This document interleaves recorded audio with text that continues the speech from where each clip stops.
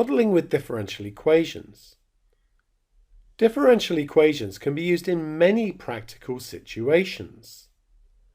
Some are very complex and arise from situations like navigating the solar system and economic models.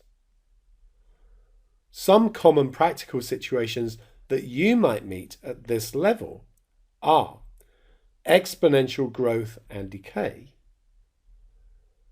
The differential equation for that would be something of the form dp dt is equal to kp. So in other words, the rate of change of p is proportional to p itself.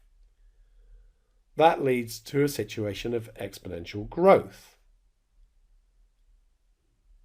If it's negative km, then that leads to a situation of exponential decay.